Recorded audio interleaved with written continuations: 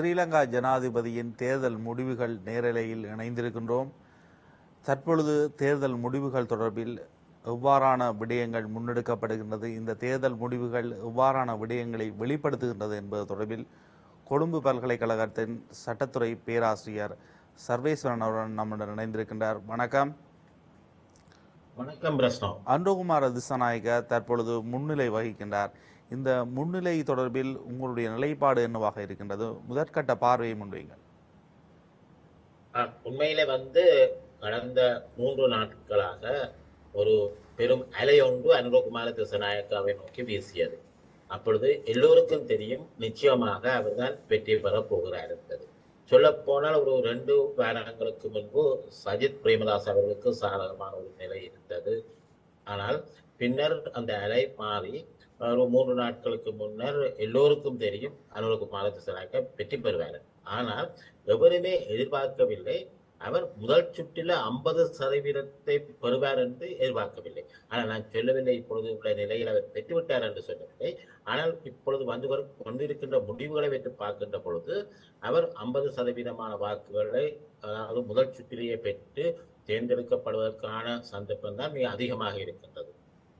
ஏனென்று சொன்னால் பெரும்பாலானவர்கள் எதிர்பார்ப்பு என்னை பொறுத்தமட்டில் அனுரகுமார திசாநாயக்கா அவர்கள் கூட எதிர்பார்த்திருக்க மாட்டார் தான் முதல் சுற்றிலேயே 50% பெற்று வெற்றி பெறுவேன் என்று. ஏனென்றால் அங்கே 3 பிரதான வேட்பாளர்களாக இருந்தார்கள். அந்த 3 பிரதான வேட்பாளர்கள்ட்ட முக்கியமாக அனுரகுமார திசாநாயக்கா தான் சொல்ல போனால் அவர் ஒரு 3 பாராளுமன்ற உறுப்பினர்களோட மிக குறைந்த வாக்குகளை பெற்று புதிதாக ஒரு அரசியலுக்கு அவர் ஒரு பிரவேசம் என்று சொல்ல வேண்டும். ஏனென்று சொன்னால் அவர் புதிதாக பிரவேசம் என்று சொல்ல முடியாது. ஆனால் அவர் மிக குறைந்த ஒரு, அதாவது மிக வாக்குகள் என்று வருகின்ற போது ஒரு அடிமட்ட நிலையில கடந்த காலங்களில் இருந்த ஒரு கட்சி.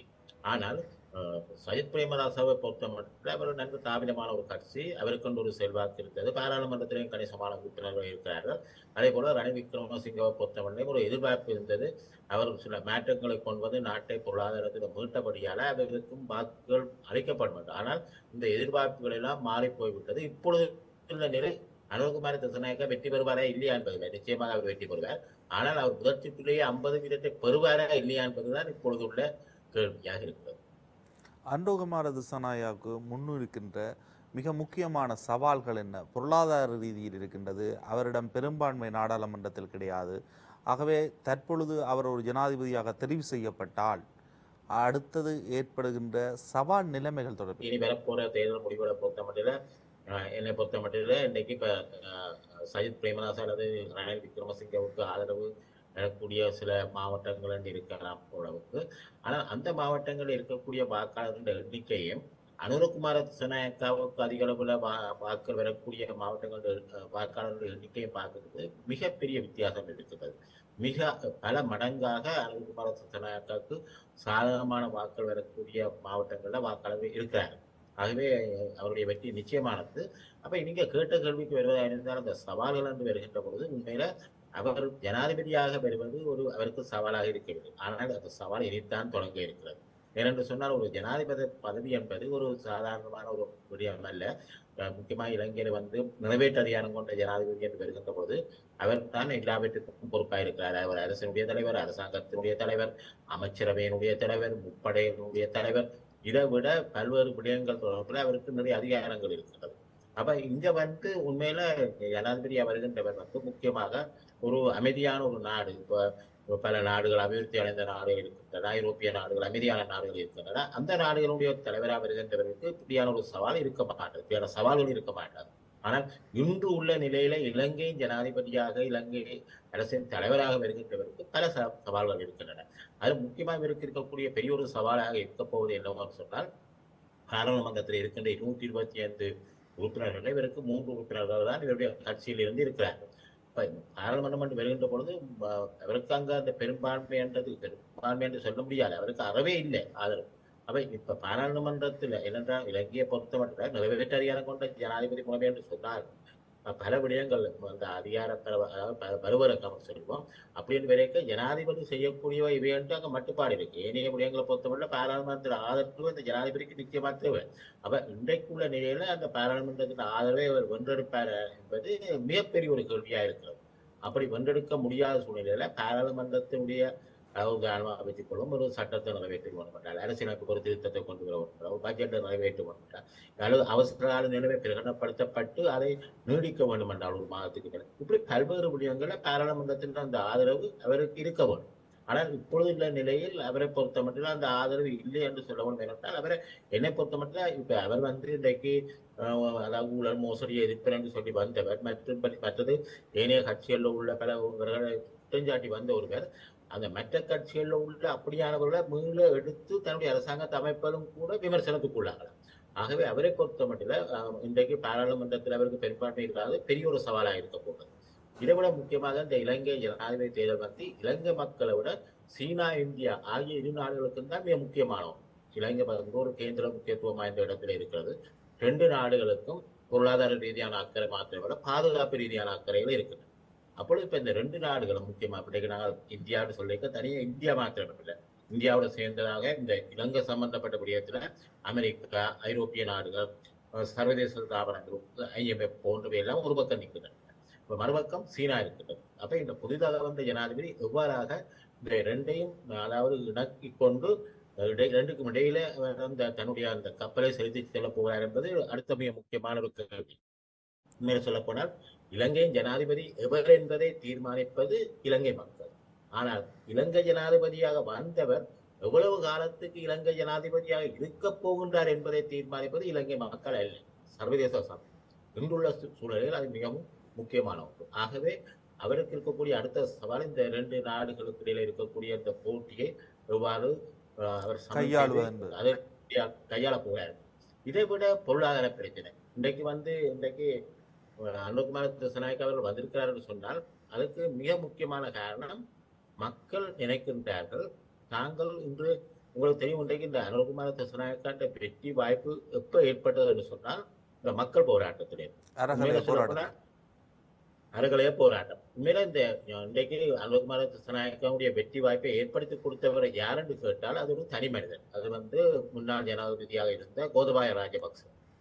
அவர்கள் விட்ட பிழையினால், அவர்கள் விட்ட தவறினால் ஏற்பட்ட விளைவுதான் இன்றைக்கு அனுகுமார திசாநாயக்கா என்று மிகவும் அடிமட்டத்தில் வாக்குகளை பெற்று இருந்த ஒருவரை இன்றைக்கு உயர்த்தி இன்றைக்கு ஒரு பெரிய வெற்றியோட ஜனாதிபதியாக கொண்டு வந்திருக்கிறதுன்னு சொல்ல முடியும். அப்ப மக்களை பொறுத்த மட்டும் இன்றைக்கு பெரிய எதிர்பார்ப்பு இருக்குது. பெரிய எதிர்பார்ப்புன்னு சொல்லிக்க இன்றைக்கு இலங்கையில ஒன்று சொல்லலாம், இப்ப சிலர் சொல்லலாம், ரணில் விக்ரமசிங்கே அவர்கள் வந்த பின்பு இந்த வரிசையில் இல்லாமல் போய்விட்டது. பெட்ரோல், டீசல், கேஸ், மற்றது மின்சாரம் 24 மணி நேரம் கிடைக்கிறது. ஆனால் அதன் பயன் ஒரு குறிப்பிட்ட பட்டத்தில் உள்ளவர்களுக்கு தான் செல்கிறது. அவர்களை பொறுத்த மட்டும் எவ்வளவு காசு என்றாலும் பரவாயில்ல, நாங்கள் கொடுக்கிறோம், ஆனால் வரிசையில நிற்க மாட்டோம், எங்களுக்கு வந்தால் போதும் என்ற நிலையில இருக்கிறார். அவர்களை பொறுத்த மட்டும் ரணில் விக்ரமசிங்கே கொண்டு வந்த மாற்றத்தால் அவர்கள் சந்தோஷப்படலாம். ஆனால் பெருமளவு மக்கள் மிக கணிசமான எண்ணிக்கையில் இருக்கிறார்கள், மிக வறுமையில். அவர்களுக்கு இன்றைக்கு உணவை ஒருவேளை உணவோடு இருக்கிறவர்கள் இருக்கிறார்கள். அப்படி பலர். அப்ப அவர்களை பொறுத்த அவர்கள் இப்பொழுது நினைக்கிறார்கள், கடந்த காலங்களில் இந்த இனவாதம் என்பது மிக முக்கியமான பேசுபொருளாக இருந்தது. சிங்கள பௌத்தம் என்ற அடிப்படையில தான் முக்கியமாக மக்கள் வாக்களித்தார். ஆனால் இந்த முறை மக்கள், முக்கியமாக தென்னிலங்கை மக்கள் அறிந்து விட்டார்கள், இந்த ஊழல் மோசடி இவ்வாறான விடயங்களால தான் இந்த நாட்டில இந்த பொருளாதார பிரச்சனை ஏற்பட்டது, இந்த வறுமை, பல பிரச்சனைகள் ஏற்படுகின்றன. ஆகவே முழுமையான ஒரு மாற்றம் இலங்கையில வேண்டும் என்று அந்த மாற்றத்தை நோக்கித்தான் இவர்கள் வாக்களிக்கிறார். மேலும் அவர்கள் இன்றைக்கு இப்ப நான் பார்க்கிற பொழுது, இந்த முடிவுகளை பார்க்கிற பொழுது நாங்கள் எதிர்பார்த்ததை விட மிக மோசமான ஒரு தோல்வியை நோக்கித்தான் ரணில் விக்ரமசிங்கே அவர்கள், சஜித் பிரேமதாச அவர்கள் சென்று கொண்டிருக்கிறார்கள். அதற்கு காரணம் இவர்களுடைய முகங்களை பார்த்து இவர்களுக்கு சந்தர்ப்பங்களை கொடுத்து இவைகளில் தோல்வி கண்ட மக்கள் புதிதாக ஒரு மாற்றத்தை எதிர்பார்க்கிறார். ஆனால் அந்த புதிதாக மாற்றம் என்று சொல்கிற பொழுது இன்றும் இந்த இன்றைக்கு அனுகுமார திசாநாயக்காவுக்கு இருக்கக்கூடிய ஒரு பெரிய ஒரு சவால் என்னன்னா, மக்களுடைய எதிர்பார்ப்பு மிக உச்சமாக இருக்கிறது. அவர்கள் நினைக்கிறார்கள், சொல்வார்கள், இந்த அலாவுதீனின் அற்புத விளக்கம் நம்பிக்கை மற்றவர்களிடம் நம்பிக்கை இல்லை. அந்த நம்பிக்கை என்பதை அனுகுமார திசாநாயக்கா பெற்றிருக்கின்றார் மக்களிடத்தில். அனுகுமார திசாநாயக்காவினுடைய மிகப்பெரிய தேர்தல் பிரச்சாரங்களில் ஒன்றாக இருந்தது, தான் ஜனாதிபதியாக வந்தால் நாடாளுமன்றத்தை கலைப்பேன் என்று. உண்மையில் நாடாளுமன்றத்தை அவரால் கலைக்க முடியுமா, அல்லது நாடாளுமன்றத்தை கலைக்க முற்பட்டால் அவர் மீது நம்பிக்கை இல்லாத தீர்மானம் கொண்டு வருவதற்கு தற்பொழுது இருக்கின்ற நாடாளுமன்றத்தின் பெரும்பான்மையை கொண்ட கட்சிகள் முயற்சிக்குமா? இது அடுத்த ஒரு மிக முக்கியமான ஒரு கேள்வி. அவர் பல தன்னுடைய பிரசாரங்களின் போது சொல்லியிருந்தார் பாராளுமன்றத்தை கலைப்பர் என்று. ஆனால் உண்மையில வந்து இன்றைக்கு அவருக்கு பாராளுமன்றத்தை கலைப்பதற்கான அரசியலமைப்பு ரீதியான அந்த அதிகாரம் இருக்கிறது. அரசியலமைப்பின்படி இந்த பாராளுமன்ற முதலாவது கூட்டத்தொடரில் இருந்து 2.5 வருடங்கள் கழிந்த பின்னர் ஜனாதிபதி அந்த பாராளுமன்றத்தை கலைக்கலாம், அல்லது பாராளுமன்றம் ஒரு தீர்மானத்தை நிறைவேற்றி கேட்டாலும் கலைக்கலாம். இதுல வந்து பாராளுமன்றம் ஒரு நாளும் அந்த தீர்மானத்தை நிறைவேற்றி கேட்க மாட்டாது. ஆனால் ஜனாதிபதி வந்து பாராளுமன்றத்தை கலைக்கலாம். ஆனால் எவ்வளவு நாட்களினுள் அவர் அந்த பாராளுமன்றத்தை கலைத்து புதிய ஒரு தேர்தலுக்கு பாராளுமன்ற தேர்தலுக்கு போகிறார் என்பது ஒரு கேள்வி. ஏனென்று சொன்னால் இப்பொழுதுதான் ஜனாதிபதி தேர்தல் முடிந்து பல செலவினங்கள் இவ்வாறு பல விடயங்கள் இருக்கின்ற சூழ்நிலையில உடனடியாக அடுத்த பாராளுமன்ற தேர்தலுக்கு போகின்ற பொழுது மீண்டும் ஒரு நிதி நெருக்கடி ஏற்படக்கூடிய வாய்ப்பு இருக்கின்றது. ஏனென்றால் உங்களுக்கு தெரியும், மிக அதிக அளவில் பண விரயம் ஏற்படுகின்றவை தான் இந்த தேர்தல் வந்து சொல்ல வேண்டும். அப்ப இங்க வந்து உண்மையில வந்து அனுரகுமார திசாநாயக்க அவர்களுக்கு தவிர்க்க இயலாத நிலைமை இருக்கிறது இந்த பாராளுமன்றத்தை கலைக்க வேண்டியதாக. ஏனென்றால் அவருக்கு இருக்கிறது ஒரு 3 உறுப்பினர்கள். ஆகவே அவர் தனக்கு சாதகமான ஒரு பாராளுமன்றத்தை உருவாக்க வேண்டும் என்று சொன்னால் கணிசமான அங்கத்தோட பெற வேண்டும். அது 2வது, அவர் பாராளுமன்றத்தை கலைப்பதற்கான காலம் அதிகமாகின்ற பொழுது அவருக்கு எதிராக அந்த அலை மாறலாம். ஏனென்று சொன்னால் மக்கள் ஒரு பெரிய எதிர்பார்ப்போடு தான் வந்திருக்கிறார்கள். 2019 கோதபாய ராஜபக்ச அவர்களுக்கு எப்படி ஒரு அலை அவர் பக்கமாக இருந்ததோ அதே போல இப்பொழுது அலை வந்திருக்கிறது பெரிய எதிர்பார்ப்புகளோட. அப்ப அந்த எதிர்பார்ப்புகளை அவர் நிறைவேற்ற முடியாத போது, அல்லது காலம் கலந்து கொண்டு போய் இவர் கொடுத்த வாக்குறுதிகளை நிறைவேற்ற முடியாத ஒரு நிலைமை ஏற்பட்டு கொண்டு போகின்ற பொழுது மக்கள் நினைப்பார்கள், நாங்கள் அனுரகுமார திசாநாயக்காவை கொண்டு வந்தோம், பெரிதாக மாற்றம் ஏற்படும் என்று வந்தோம், எங்களுடைய தனிப்பட்ட வாழ்க்கையில பெரிதாக இந்த மாற்றமும் ஏற்படவில்லை என்ற உணர்கிற பொழுது மீண்டும் அந்த சரிவு ஏற்படக்கூடிய சூழ்நிலை ஏற்படும். ஆகவே இப்ப 2 காரணங்களுக்காக, ஒன்று அவருடைய வாக்கு சரிவை தவிர்த்து அவர் விரைவாக தேர்தலுக்கு போக வேண்டியிருக்கிறது, 2வது பாராளுமன்றத்தில் தனக்கு சாதகமான ஒரு பாராளுமன்றத்தை கொண்டு வர வேண்டியிருக்கிறது. அவ்வாறு அவர் செய்வதாக இருந்தால் பாராளுமன்றத்தை கலைக்க வேண்டி வரும். அவ்வாறு கலைக்கின்ற பொழுது அடுத்த கேள்வி வருகிறது என்னவென்று சொன்னால், கலைத்து புதிதாக வருகிற பாராளுமன்றத்துல அவர் எதிர்பார்க்கின்ற அளவுக்கு அந்த பாராளுமன்றத்துல 3/2 பெரும்பான்மையை நிச்சயமாக பெற மாட்டார். இந்த அறுதி பெரும்பான்மையை கூட பெறுவாரா என்பது ஒரு பெரிய வினா. ஏனென்று சொன்னால் ஜனாதிபதி தேர்தலில் வந்து அவர் தனித்துத்தான் மிக முக்கியமாக பிரசாரம் பேசி வந்தார். ஆனால் ஒரு பாராளுமன்ற தேர்தல் என்று வருகின்ற பொழுது இந்த இலங்கையில் இருக்கிற தேர்தல் மாவட்டங்கள் எல்லாவற்றிலிருந்து வெற்றி பெறக்கூடியவர்களை களமிறக்கின்ற அளவுக்கு அவர்களுக்கு அந்த செல்வாக்கு உள்ளவர்கள், அதாவது அவர்கள் மக்களால் அந்த மாவட்டங்களை ஏற்றுக்கொள்ளப்பட. ஆகவே அனுரகுமார திசாநாயக்க அவனுடைய ஆட்சியில் ஒரு தேசிய அரசாங்கம் அமைவதற்கான வாய்ப்பு இருக்கின்றது. அப்படி புரிந்து கொள்ள முடியுமா? அதையும் கூட சிக்கல் இருக்கிறது. ஏனென்று சொன்னால் இந்த இவர்கள் வந்து பிரச்சாரத்தின் போது முக்கியமாக இந்த கட்சி தாவுதலை தடுத்தார்கள், மற்றது கட்சி மாறியவர்களை எதிர்த்தார்கள், ஊழல் மோசடி என்று பலர் மீது குற்றச்சாட்டுகளை இவர்கள் வைப்பார்கள் அல்லது அவர்களை கைது செய்வார்கள் என்றெல்லாம் பல எதிர்பார்ப்புகள் இருக்கின்றது.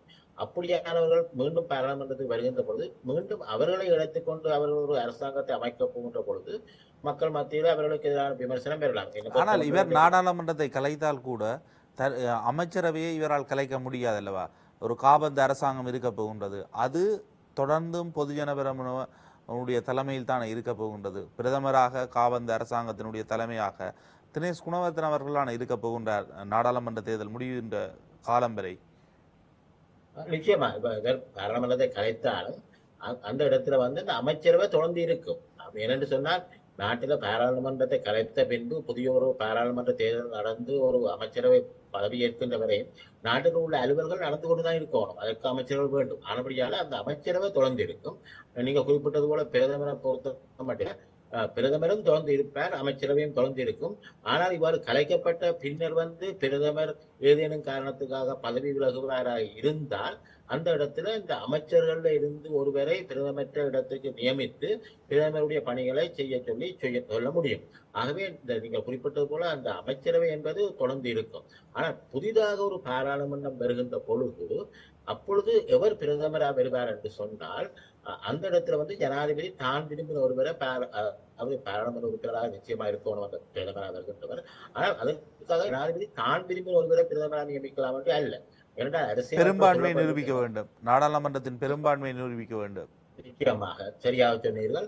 அதாவது பாராளுமன்றத்தில் மைத்ரிபால சிறிசேன மஹிந்த ராஜபக்சவை கொண்டு வருகின்ற பொழுது அந்த நிலைமை இந்த நாட்டில் தொடர்ந்தது கடந்த காலங்களில். நிச்சயமாக.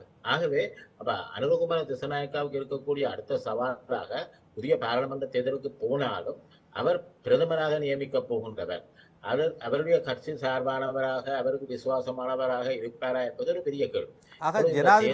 இவர் ஜனாதிபதியாக வெற்றியடைந்தாலும் ஒரு காவந்த அரசாங்கத்தையோ இவரால் உருவாக்க முடியாது. நாடாளுமன்றத்தை கலைக்க முடியுமே தவிர தற்பொழுது இருக்கின்ற அமைச்சரவை தான் தொடரப்போகின்றது. ஆகவே இவர் உடனடியாக ஊழல்வாதிகளுக்கு எதிராக அல்லது இவர் இவ்வளவு காலம் கூறி வந்த கள்ளர்களுக்கு எதிராக உடனடி நடவடிக்கை எடுப்பதற்கு நிறைவேற்று அதிகாரம் இருக்கின்றதா? உண்மையில இந்த காபந்த அரசாங்கம் நீங்க சொல்வதாவது அல்லது அமைச்சரவை அடுத்த தேர்தல் நடந்து புதிய அமைச்சரவை பதவியேற்கிற வரையும் தான் இருக்க போறது. உண்மையில ஜனாதிபதிக்கு இருக்கிற பணிகள் வேறு, சட்டத்துறைக்கு இருக்கிற பணிகள் வேறு, நீதிமன்றத்துக்கு போலீசாருக்கு இருக்கிற பணிகள் வேறு. அப்ப ஜனாதிபதி என்று இருக்கிறவர் தான் விரும்பினபடி சட்டத்தை கையில் எடுத்து ஒருவரை கைது செய்து அவரை சிறையில் போடுவதற்கு இந்த இலங்கை அரசியலமைப்பிலேயோ அல்லது சட்டத்திலேயோ இடமில்லை. அப்ப அவர்களுக்கு எதிராக குற்றச்சாட்டுகள் கொண்டு வரப்படுமாக இருந்தால் அது சட்டப்படிதான் அதை கொண்டு வர முடியும். ஜனாதிபதி ஆணைக்குழுக்களை நியமிக்க முடியும், அவரால் நியமிக்க முடியும். ஆனாலும் அங்க அது எதுவுமே சட்டப்படிதான். என்றால் ஒருவரை ஜனாதிபதி தாம் விரும்பினவாறு தாம் விரும்பின குழுக்களை நியமித்து தன்னிச்சையாக தண்டிக்க முடியாது. அப்ப அப்படியான சூழ்நிலையில இப்ப மற்றது முக்கியமாக குற்றச்சாட்டுகளை கொண்டு அவர்களுக்கு எதிராக சட்ட நடவடிக்கை எடுக்கப்படுகிற போது அது எந்த சட்டத்துக்கு அமையவாக இருந்தாலும் அதை சட்டத்துக்கு அமையத்தான் இருக்கணும். அப்படி இல்லாமல் தாண்டோத்திரித்தனமாக ஜனாதிபதியா இருந்தாலும் அதை அவர் செய்ய முடியாது. அது மாத்திரமில்லை, இப்ப நீங்கள் ஏற்கனவே கேட்ட ஒரு கேள்வியை தொட்டு சொல்லலாம். அப்படி அவர் செயற்படுகிற பொழுது சில வேளைகளில் அவருக்கு குற்றச்சாட்டு வரும், அவர் சட்டத்தை மீறி செயற்படுகிறார் அல்லது அரசியலமைப்பு மீறி செயற்படுகிறார். அப்ப நீங்கள் முதல் ஒரு கேள்வி கேட்டீர்கள், நான் அதற்கு விடைக்கு வரவில்லை. நீங்கள் கேட்டீர்கள், அதாவது பாராளுமன்றம் ஜனாதிபதிக்கு எதிராக நம்பிக்கையில்லா தீர்மானத்தை கொண்டு வர முடியுமா? அது ஒரு நல்ல ஒரு கேள்வி. அப்ப இப்படியான ஒரு நிலைமை இருக்கின்ற பொழுது பாராளுமன்றத்தால நம்பிக்கையில்லா தீர்மானத்தை ஜனாதிபதிக்கு எதிராக கொண்டு வரலாம். ஆனால் கொண்டு வருவதாக இருந்தால் என்ன நடக்கும்? அப்படி ஒரு நம்பிக்கையில்லா தீர்மானத்தை கொண்டு வருவதற்கான நடவடிக்கைகள் ஆரம்பிக்கப்படுமாக இருந்தால் அதற்கு பின்னர் ஜனாதிபதி அந்த பாராளுமன்றத்தை கலைக்க முடியாது. ஆனால் இன்றைக்கு நம்பிக்கையில்லா தீர்மானத்தை கொண்டு ஜனாதிபதிக்கு எதிராக தீர்மானத்தை நிறைவேற்றி ஜனாதிபதியை பதவி விலக்கி வீட்டுக்கு அனுப்புவதாக இருந்தால் அந்த தனியா பாராளுமன்றம் அதை செய்ய முடியாது. ஆனா பாராளுமன்றம் வருகின்ற பொழுது இன்றைக்கு 3 பேர் தான், 125 பேர்ல 3 பேர் தான் அனுரகுமார திசாநாயக்காவுடைய ஆதரவாளர்களா இருக்கிறார்கள். ஏனையவர்கள் மற்ற கட்சிகளில் இருக்கிறார்கள். அப்ப இன்றைக்கு இந்த ஜனாதிபதியை பதவி விலக்குவதாக இருந்தால் முதல்ல என்ன செய்ய வேண்டும் என்று சொன்னால் ஒரு தீர்மானத்தை கொண்டு சபாநாயகருக்கு கையளிக்கணும். சபாநாயகருக்கு அந்த தீர்மானத்தை கையளிக்கின்ற பொழுது அந்த குற்றச்சாட்டை முன்வைக்க வேணும். ஜனாதிபதியாக தொடர்ந்து பதவி வகிக்க முடியாது. அவர் ஒன்றில் அதற்குரிய தலைமையை கொண்டிருக்கவில்லை. அதாவது உடல் ரீதியா உலக ரீதியாக தலைமையேற்றதாக இருக்கிறார், அல்லது அரசியலமைப்பை மீறியிருக்கிறார், அல்லது சட்டத்தை மீறி இருக்கிறார், அல்லது ஒரு அறவொழுக்கத்துக்கு மாறான செயல்களை செய்திருக்கிறார், அல்லது ஊழல் மோசடி, ஏதாவது குற்றச்சாட்டை வைக்கும். அது அப்படி வைக்கிற அந்த குற்றச்சாட்டை வைக்கிற தீர்மானம் 3/2 பெரும்பான்மை பாராளுமன்ற உறுப்பினர்கள் கையெழுத்திட்டால் நிச்சயமாக சபாநாயகர் அந்த தீர்மானத்தை ஏற்று வாக்கெடுப்புக்கு போட வேண்டும் பாராளுமன்றத்தில். ஆனால் அரைவாசிக்கு மேற்பட்டவர்கள் கையொப்பம் இருந்தால் சபாநாயகர் தீர்மானிக்கலாம் அதை பாராளுமன்றத்துக்கு முன்னால கொண்டு நடவடிக்கை தொடர்வதா இல்லையா. அதாவது சபாநாயகர் பார்க்கலாம், அதுல குற்றச்சாட்டுகள் ஓரளவுக்கு ஏற்கக்கூடியவா இருந்தால் தான் அவர் பாராளுமன்றத்துக்கு மேல கொண்டு வர. அதற்கு பின்னர் பாராளுமன்றத்தில் அது 3/2 பெரும்பான்மை நிறைவேற்றப்பட்ட பின்னர் அது உயர் நீதிமன்றத்துக்கு அனுப்பப்படும். உயர் நீதிமன்றம் ஒரு விசாரணையை செய்து தீர்ப்பு வழங்க வேண்டும். குறைந்தது ஒரு மிக நீண்ட காலம் ஒன்று எடுக்கும். 6 மாதத்துக்கு மேற்பட்ட ஒரு காலத்தினை இதற்கு பிடிக்கும் அல்லவா? அதற்கிடையில் அவர் நாடாளுமன்றத்தை கலைத்து விடுவார் அல்லவா? இல்ல, அதான் நான் ஆரம்பத்திலேயே குறிப்பிட்டது போல, அதாவது இந்த குற்றப்பிரேரணை சபாநாயகருக்கு வழங்கப்பட்ட பின்னர் ஜனாதிபதி பாராளுமன்றத்தை கலைக்க முடியாது. அதுக்கு பின்னர் கலைக்க முடியாது. அப்படி கலைப்பதாக இருந்தால் இவ்வாறு குற்றப்பிரேரணையை கொண்டு சபாநாயகருக்கு கொடுத்த பின்னர் பாராளுமன்றம் ஒரு தீர்மானத்தை நிறைவேற்றி ஜனாதிபதியா பாராளுமன்றத்தை கலைக்குமாறு கேட்டால் மாத்திரம்தான் கலைக்கலாம் ஒழிய ஜனாதிபதி தன்னிச்சையா கலைக்க முடியாது. இந்த நாடாளுமன்றத்தை கூட்டுகின்ற அதிகாரம் ஜனாதிபதிக்கு தான் இனி வரும். அதற்கிடையில் குற்றப்பிரேரணை ஒன்றை கொண்டு வர முடியுமா? குற்றப்பிரேரணை எப்பொழுது எந்த காலகட்டத்திலும் கொண்டு வரப்படலாம், அதுக்கு முடியாத இல்லை. ஆனால் குற்றப்பிரேரணை சாதாரணமாக கொண்டு நிறைவேற்றுவது என்பது சாத்தியமற்றது. ஏனென்றால் நிச்சயமாக உயர்நீதிமன்றத்துக்கு முன்னால போகிற பொழுது உயர்நீதிமன்றம் பார்க்க அந்த குற்றச்சாட்டுக்கு ஆதாரங்கள் இருக்கிறது, அது நிரூபிக்க முடியுமா? அவ்வாறு இல்லாத நிலையில உயர்நீதிமன்றம் அந்த அந்த வழக்கை அவர் கொண்டு வருகிற அந்த விசாரணைக்கு கொண்டு வர விண்ணப்பத்தை உடனடியாக தள்ளுபடி செய்யவும் கூடும். அல்லது விசாரித்து அங்க மேல அங்க அவருக்கு குற்றச்சாட்டு இருக்கிறது, அது நிரூபிக்கப்பட்டிருக்குது, அது பதவி விலக்குவதற்கான குற்றச்சாட்டு என்று உயர்நீதிமன்றம் தீர்ப்பு வழங்கினால் மாத்திரம்தான் தொடர்ந்து பின்னர் அதை 3-2 பெரும்பான்மையில மீண்டும் பாராளுமன்றத்தில் நிறைவேற்ற வேண்டி வரும். அதற்கு பின்பு ஜனாதிபதி பதவி விலகுவார். ஆனால் இது சுலபமாக நிறைவேற்றப்பட்டு ஜனாதிபதியை பதவி விலக்கக்கூடிய ஒன்று அல்ல. முக்கியமாக பாராளுமன்றத்தில் வரும் தீர்மானங்கள் நிறைவேற்றப்படுவது சில வேளைகளில் சாத்தியமாக இருந்தாலும், ஆனால் அவருக்கு குற்றச்சாட்டுகளை நீதிமன்றத்தில் எண்பிக்க வேணும், அதுக்கு ஆதாரங்கள் இருக்க வேணும், அது உண்மையானவைகளாக இருக்கணும், இப்படி பல பிரச்சனை இருக்கு. அப்படியால என்ன பொறுத்த மட்டும் அந்த அவரை பதவி விலக்குவதற்கான அந்த முயற்சி எதிர் விளைவுகளைத்தான் கொடுக்கும் நிச்சயமாக. எப்படி என்று சொன்னால் அதுக்கு பின்னர் வருகிற பாராளுமன்ற தேர்தலில் அனுகுமார திசாநாயக்காக மேலும் பெருத்த ஒரு ஆதரவை கொண்டு வருவதாக இருக்கு. அப்ப அப்படியான உண்டாகத்தான் இருக்கும். மிகப்பெரிய சாத்தியப்பாடுகள் அதற்கு கிடையாது. அவ்வாறான ஒரு விடயத்தை அரசியல் கட்சிகள் முன்னெடுக்காது. ஏனென்றால் அது நாடாளுமன்ற தேர்தலிலும் அவர்களுக்கு ஒரு பாதிப்பை ஏற்படுத்தும். ஆகவே இறுதியாக ஒரு கேள்வி, அனுகுமார திசாநாயக்கா ஜனாதிபதி ஆனதன் பின்னர் அவ்வாறான ஒரு வாய்ப்பு அவருக்கு வழங்கப்படுகின்ற பொழுது, வாய்ப்பு கிடைக்கின்ற பொழுது இனப்பிரச்சனைக்கான தீர்வு விடயம் என்ன நிலைமையை அடையும்? அதே நேரம் இம்முறை ஜனாதிபதி தேர்தலில் பொது வேட்பாளராக தமிழர் ஒருவர் நிறுத்தப்பட்டிருக்கின்றார். அவரும் குறிப்பிட்ட அளவு வீதமான வாக்குகளை பெற்றுக்கொள்வார் என்று எதிர்பார்க்கப்படுகின்றது. உத்தியோகபூர்வ முடிவுகளும் அதனை வெளிப்படுத்தி கொண்டு வருகின்றது. ஆகவே இந்த இரண்டு நிலைமைகளும் எதனை வெளிப்படுத்தும்? கருத்து சுதந்திரம், ஜனநாயக நிலைமை தொடர்பில் ஜேவிபியின் மீது பலருக்கு அச்ச நிலைமை இருக்கின்றது. இந்த விடயங்களை குறிப்பிடுங்கள். இல்ல, நீங்க இதுல 3 கேள்விகள் கேட்டிருக்கிறீர்கள். ஒன்று தமிழ் பொது வேட்பாளரை பற்றியது, மற்றது இனப்பிரச்சனை கருத்து சுதந்திரத்தை பற்றியது, மூன்றாவது இனப்பிரச்சனை தீர்வு. இப்போ முதல்ல தமிழ் பொது வேட்பாளர் என்று சொல்கின்ற பொழுது இப்பொழுதுள்ள நிலைமையில் பல தமிழ் பிரதேசங்கள்ல கூட தபால் வாக்குகள் தமிழ் பொது வேட்பாளரை விட ஏனைய பிரதான வேட்பாளர்களுக்கு தான் அதிகமாக வந்திருக்கின்றன. அதேவேளை இன்றைக்கு பொழுது வந்துள்ள ஒரு தேர்தல் முடிவின்படி பார்க்கிற போது நல்லூர் தொகுதியாக எடுத்துக்கொள்வோம். நல்லூர் தொகுதியில தமிழ் பொது வேட்பாளருக்கு 10,000 வாக்குகள் வரையிலும், ஏனைய 3 பிரதான வேட்பாளருக்கு 10,000, 8,000, 7,000, 3,000, 66க்கு 3,000 என்று நினைக்கிறேன். அதுல ஒருவருக்கு சக்தி அல்லது ரணிலுக்கு 8,000, மற்றவருக்கு 7,000. அப்ப இதை பார்க்கிற பொழுது அப்பொழுது தமிழ் பொது வேட்பாளருக்கு 10,000, மற்றவருக்கு 8,000, 7,000, 3,000 என்று பார்க்கிற பொழுது 8 மூலம் 15 மூலம் 18,000. அதாவது தமிழ் பொது வேட்பாளருக்கு 10,000 வந்த அதே வேளையில இந்த பிரதான வேட்பாளர்களுக்கு சிங்கள வேட்பாளர்களுக்கு அதிகளவான வாக்குகள் தென்னிலங்கையை சேர்ந்தவர்களுக்கு. ஆனால் நாங்கள் அப்படி சிங்கள வேட்பாளர் என்றும் சொல்லக்கூடாது.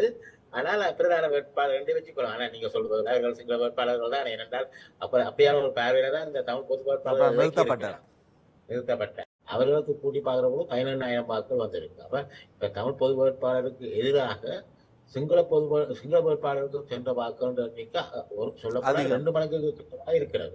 அது மாத்திரமல்ல, இந்த நல்லூர் தொகுதியை பொறுத்த மட்டும் பதிவு செய்யப்பட்ட வாக்காளர்களுடைய எண்ணிக்கை 50,000. அப்படி இருக்கிற நிலையில தமிழ் பொது வேட்பாளருக்கு கிடைத்த வாக்குகள் ஒரு 10,000. அப்படி என்று சொன்னால் 5 1 பங்கு வாக்குகளை தான் அவர் பெற்றிருக்கிறார். சொல்ல போனால் மொத்த தமிழ் வாக்காளர்கள், அதாவது நல்லூர் தொகுதி முழுக்க தமிழ் வாக்காளர்கள் தொகுதி. அங்க சில இடங்கள்ல முஸ்லிம் மக்கள் எல்லாம் வேற இன மக்கள் கலந்திருக்கலாம். இங்க முழுக்க தமிழ் மக்கள் உள்ள ஒரு தொகுதி. அப்படியான ஒரு தொகுதியில அதாவது பதிவு செய்யப்பட்ட வாக்காளர்கள்ல ஒரு 20% வாக்குத்தான் அந்த தமிழ் பொது வேட்பாளர் பெற்றிருக்கிறார். இதனை ஒரு மக்கள் ஆணையாக வெளிப்படுத்த முடியாது, அப்படி கூற வருகின்றீர்களா? இதை நான் உண்மையில நான் ஜூன் மாதம் 9ஆம் தேதி நடந்த ஒரு பெரிய ஒரு கூட்டம் ஒன்று நான் பேசியிருந்தேன். அப்ப இதை ஜனாதிபதி தேர்தலை ஒரு சர்வஜன வாக்கெடுப்பாக தமிழ் மக்கள் எடுத்து இதை ஒரு ஆணையாக முன்வைக்க கூடாதுன்னு சொல்லியிருக்காங்க. அதுக்கு பல காரணங்கள் கூறியிருந்தீர்கள். இங்க பிரஸ்னோவ் இன்னொரு கேள்வி வரலாம். இவர் தமிழ் பொது வேட்பாளரா அல்லது தமிழ் வேட்பாளரா? ஏனென்றால் தமிழ் பொது வேட்பாளர் என்று சொல்லி இன்றைக்கு தமிழ் கட்சிகள் விரைக்க தமிழ் மக்களால் கொண்டு வரப்பட்ட பிரதான கட்சிகள் தமிழரசு கட்சி மற்றது தமிழ் காங்கிரஸ். இந்த ரெண்டும் தமிழ் மக்களால் கொண்டு வரப்பட்டது. ஏனைய பல தமிழ் கட்சிகள் இருக்கின்றன, அது இந்திய அரசாங்கத்தால கொண்டு வரப்பட்ட கட்சிகள். அப்ப இங்க ஒருவரை தமிழ் பொது வேட்பாளராக நியமிக்கிற பொழுது அவருக்கு அதுக்குரிய அந்த ஆணை எங்கிருந்து வந்தது? அப்ப என்னை பொறுத்த மட்டும் இவரை ஒரு தமிழ் வேட்பாளர் என்று தான் நான் பார்க்கிறேனே ஒழிய தமிழ் பொது வேட்பாளர் என்று நான் கருத முடியாது. என்னென்று சொன்னால் இப்பொழுது இந்த தமிழ் பொது வேட்பாளர் என்று சொல்லப்படுகின்றவருக்கு கிடைக்கின்ற வாக்குகளை வைத்து தென்னிலங்கையில் பல ஆய்வுகள் செய்வார்கள். அவர்கள் இதை ஒப்பிட்டு பார்ப்பார்கள். ஒப்பிட்டு பார்க்கின்ற பொழுது அது எதிர் விளைவுகளை கொண்டு வருவதாக இருக்கலாம். ஆனபடியால என்னை பொறுத்த மட்டும் நாங்கள் இன்னும் பொறுத்திருந்து பார்க்க வேண்டும் அவருக்கு கிடைக்கக்கூடிய வாக்குகள் எப்படி அமையப் போகிறதா இருக்கு. ஆனால் அதை வைத்துக் கொண்டுதான் மற்ற விடயங்களை பற்றி நாங்கள் பேசலாம். அடுத்தது நீங்கள் கேட்ட விடயம் ஜனநாயக இனப்பிரச்சனை தீர்வு. இனப்பிரச்சனை தீர்வு வரைக்க உண்மையில அனுரகுமார திசாநாயக்க அவர்களுடைய தேர்தல் விஞ்ஞாபனத்தில் சொல்லியிருக்கிறார்கள், நாங்கள் பதவிக்கு வந்தவுடனே ஒரு வருடங்களுக்குள் மாகாண சபை தேர்தல் மற்றது உள்ளூராட்சி சபை தேர்தல்களை நடத்துவதாக. அதற்கு அப்பால் அவர்கள் சொல்லவில்லை இந்த மாகாண சபைக்கு என்னென்ன அதிகாரங்கள் வழங்கப்படும் என்பதையோ அல்லது 13 திருத்தம் நடைமுறைப்படுத்தப்படுவதையோ அல்லது இனப்பிரச்சனை இருக்கிறது என்பதையோ அவர் சொல்லவில்லை. ஆனால் என்னுடைய கருத்துல 2009 யுத்தம் முடிவடைந்த பின்பு மஹிந்த ராஜபக்ச அவர்களுக்கு எவ்வாறான ஒரு சந்தர்ப்பம் கிடைத்து அதை அவர் தவற விட்டாரோ அந்த ஒரு நிலைமை அனுரகுமார திசாநாயக்காவுக்கு ஏற்படக்கூடாது. என்ன சொல்ல வருகிறார் என்று சொன்னால், அந்த 2009 யுத்தம் முடிவடைந்த பின்பு மஹிந்த ராஜபக்ச அவர்களுக்கு தென்னிலங்கையில் இருந்த அந்த ஆதரவு தளத்தின் பின்னணியில அவர் இனப்பிரச்சனையை தீர்க்க வேண்டும் என்று சொல்லி 13வது திருத்தம் அதுக்கு அப்பால் சென்று ஒரு தீர்வை வழங்கி இருந்தால் தென்னிலங்கையில் இந்த எதிர்ப்பும் வந்திராது. அப்ப அதே மாதிரித்தான் இன்றைக்குள்ள நிலையில அனுரகுமார திசாநாயக்க அவர்களுக்கு இருக்கக்கூடிய அந்த சிங்கள மக்கள் மத்தியில் இருக்கிற அந்த பெரும் ஆதரவு பின்னணியில அவர் இன்றைக்கு என்ன பொறுத்த மட்டும் இந்த 13வது திருத்தத்தை முழுமையாக நடைமுறைப்படுத்துவதுதான் ஒரு சாத்தியமான ஒன்று. அது அரசியலமைப்பில் ஏற்கனவே இருக்கிற ஒன்று. ஏனென்று சொன்னால் இப்ப அனுரகுமார திசாநாயக்க அவர்கள் சொல்லியிருக்கிறார் தான் புதிய அரசியலமைப்புக்கு போவேன். ஆனால் அது என்னை பொறுத்த மட்டும் இப்போதைக்கு நடக்கிற விடயம் அல்ல. அவ்வாறு செல்வதாக இருந்தால் அதுக்கு 3 பெரும்பான்மை தேவை. இப்ப நான் சொல்றேன் 3 அங்கத்தவர்களை கொண்டுள்ள ஒரு கட்சி பாராளுமன்றத்தில் 3 பெரும்பான்மையை பெற்று ஒரு அரசியலமைப்பை புதிய அரசியலமைப்பை கொண்டு வருவது என்பது மற்ற அது உடனடியாக செய்வது சாத்தியமற்றது. அரசியலமைப்பை தயாரிக்க வேண்டும், அதை மக்கள் மத்தியில் கொண்டு போகணும், அதை ஏற்க வேண்டும், பின்பு நிறைவேற்றணும். இதெல்லாம் சாதாரணமான விடயங்கள். நாடாளுமன்றத்தில் இருக்கும் பெரும்பான்மை தேவை. ஆகவே உடனடி நடவடிக்கை என்பது இருக்கின்ற 13ஆம் திருத்தத்தை நடைமுறைப்படுத்தல் என்பதுதான் ஒரு சாத்தியம். நடைமுறைப்படுத்துவது. ஆனால் இவருக்கு இருக்கின்ற இந்த சந்தர்ப்பத்தை சரியா பயன்படுத்தினால் ஜேவிபியினுடைய ஆட்சியும் தொடர்ந்து நீடிக்கக்கூடியதும் இலங்கைக்கும் ஒரு நல்ல விடயமாக இது அமையும், ஒரு மாற்றமாக அமையும். இறுதியாக தேர்தல் உத்தியோகபூர்வ முடிவு ஒன்று வந்திருக்கின்றது. அதற்கு முன்னர் நீங்கள் இந்த கருத்து சுதந்திரம் தொடர்பில் ஜனநாயக விளிமியங்கள் தொடர்பில் ஜேவிபி எவ்வாறு நிலைப்பாட்டை எடுக்கும் என்பதை சுருக்கமாக கூறுங்கள். என்னை பொறுத்த மட்டும் ஜேவிபி என்று சொல்லுவதை நான் ஏனென்றால் அவருடைய ஜேவிபி என்று சொல்வதை கைப்பற்றி விட்டார் தேசிய மக்கள் இல்ல. அவர் ஜேவிபி என்று போயிருந்தா இந்த வாக்குகளை அவர் பெற்றிருக்க மாட்டார். ஜேவிபிக்கு எதிரான ஒரு கருத்து இருந்து, ஆனால் பேரை மாற்றி இவர் சொல்ல போனால் அவர்கள் தங்களுடைய பிரச்சாரத்தின் போது கூட இந்த தீவிர இடதுசாரி அந்த அப்படியான நிலைமையை விட்டு அப்படியானவர்களை மேடைக்கு ஏற்றாமல் மாற்றங்களோடு தான் அவர்கள் வந்தார்கள். ஆகவே அவர்கள் என்ன பொறுத்தவரை பெரிதாக இந்த முக்கியமா அவர் சொல்லியிருக்காங்க இந்த பயங்கரவாத தடைச்சட்டத்தை இல்லாமல் செய்வார். சஜித் பிரேமதாசன் சொல்லியிருக்காரு பயங்கரவாத தடைச்சட்டத்தை இல்லாமல் செய்து புதிய ஒரு சட்டம் கொண்டு வரும். ஆனால் அனுரகுமார திசாநாயக்க அவருடைய தேர்தல் விஞ்ஞாபனத்தில் பயங்கரவாத தடைச்சட்டமே இல்லை என்று சொல்லியிருக்கார். ஆகவே என்னை பொறுத்த மட்டும் அவர்கள் பெரும்பாலும் இந்த கருத்து சுதந்திரம், பேச்சு சுதந்திரம் இவைகளை கட்டுப்படுத்தி மட்டுப்படுத்தி அப்படியான விடயங்களுக்கு அதிகம் போக மாட்டார்கள் தான் நினைக்கிறேன். அவர்களும் பெரும்பாலும் அந்த முன்பிருந்த அந்த தீவிர அந்த போக்கள் இருந்து விலகி மிகவும் ஒரு முதல் அவர்கள் எதிர்கட்சியில் இருந்தார்கள், தற்பொழுதுதான் ஆட்சிக்கு வந்திருக்கின்றார்கள். இனி ஆட்சியை தக்க வைக்க வேண்டிய தேவைகள் அவர்களுக்கு ஏற்படும் அல்லவா? ஏற்படும். ஆனா அதற்காக கருத்து சுதந்திரத்தை கட்டுப்படுத்த போக மாட்டார்கள். இன்னொன்று பிரச்சனை உங்களுக்கு தெரியும், அந்த காலமாக இல்லை. அந்த காலத்துல கருத்து சுதந்திரம் வேண்டாம், பத்திரிகைகளை செய்திகளும் தணிக்கை செய்தால் போதும். ஆனா இப்பொழுது அப்படியெல்லாம் இன்றைக்கு தகவல் தொழில்நுட்பம் வளர்ச்சி அடைந்த பின்பு அவைகளை கட்டுப்படுத்துவது என்பது ஒரு சாத்தியமற்ற ஒன்று. அதே நேரம் அவர்களுக்கு அப்படியான ஒரு தேவையும் இருக்க போவதில்லை. என்னை பொறுத்த மட்டும் அவர்கள் முக்கியமாக இன்றைக்கு அவர்கள் வெளிப்படையாக சொல்லியிருக்கிறார் பயங்கரவாத தடை சட்டத்தை இல்லாமல் செய்வது.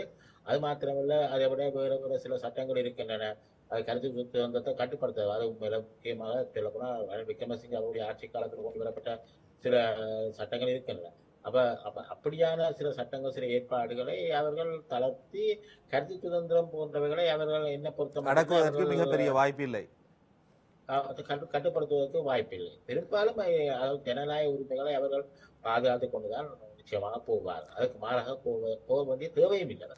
இவ்வளவு நேரம் எங்களுடன் இணைந்து கொழும்பு பல்கலைக்கழகத்தின் சட்டத்துறை பேராசிரியர் சர்வேஸ்வரன் அவர்கள் பல்வேறு கருத்துக்களை வழங்கியிருந்தார். சட்ட ரீதியில் அடுத்தது என்ன நடக்கும் என்ற விடயங்கள் தொடர்பில் மிக்க நன்றிகள் ஐயா. உங்களுக்கு நன்றி. பத்திரிகை நன்றிகள்.